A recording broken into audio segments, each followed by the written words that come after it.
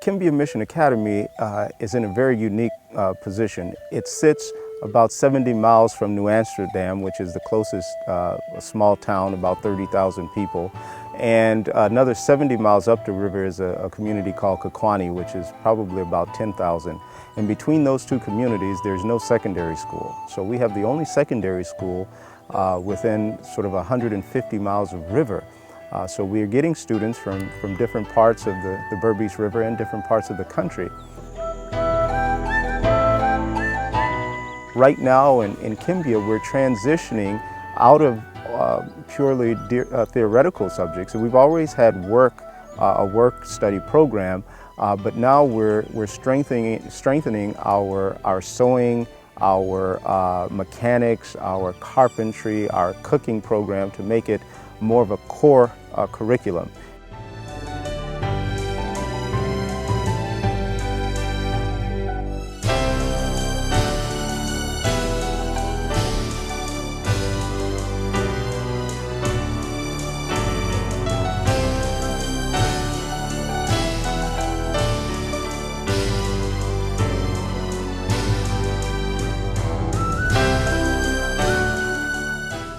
In addition to that, we're getting more heavily involved in evangelism, outreach.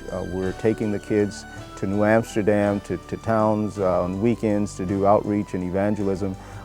We really want to get back to basics so that the students could leave here knowing how to repair a chainsaw, knowing how to make dresses and skirts, and how to do a lot of practical skills. Right now in Kimbia, we have 35 students. And we have some day students as well who are from the local village. We have 5 staff. I'm here from Bolivia filling in as the director until we're able to recruit another mission couple. We have Grandpa, or the CP, who's our tailor, our sewing instructor, and our Bible teacher. I teach Bible and tailoring, sewing. God never disappoints somebody when they give their all to Him. There are always blessings. Spiritual blessings, material blessings. And Raymond is our farm manager, and he also manages the bees. He has a bee farm in back, so we're getting some incredible honey coming out of our bee boxes. Today we're going to learn a little about bees. I'm the beekeeper at KMA. We have 20 boxes at the back of the campus, and we're going to go see them now. My head is too big. It's too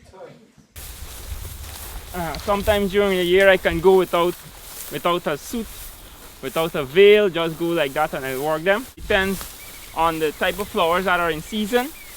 It would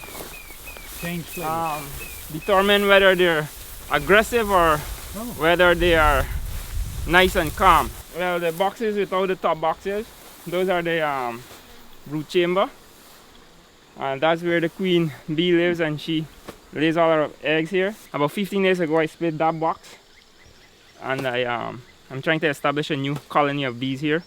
So I'll go check them now to see how they're progressing, if they have queen cells or not. First thing I do, I smoke them. This is to keep them a little calm.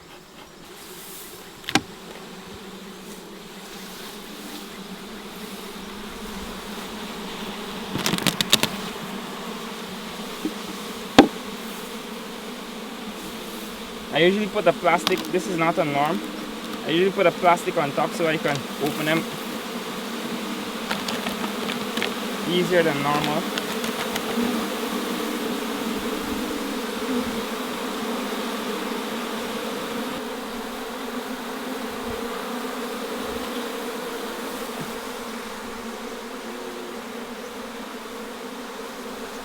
This is a frame that I had the honey on, just honey.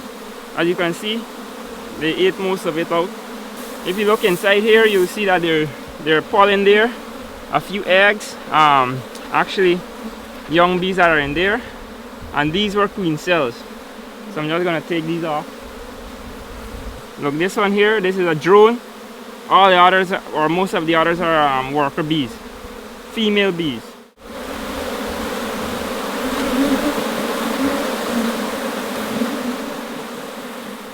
Certainly, our approach is to start with these younger people at 12 years old and prepare them, train them to do so, learning how to do things with their hands, working with the Bible, and learning how to present God's message to different people in the interior parts of Guyana.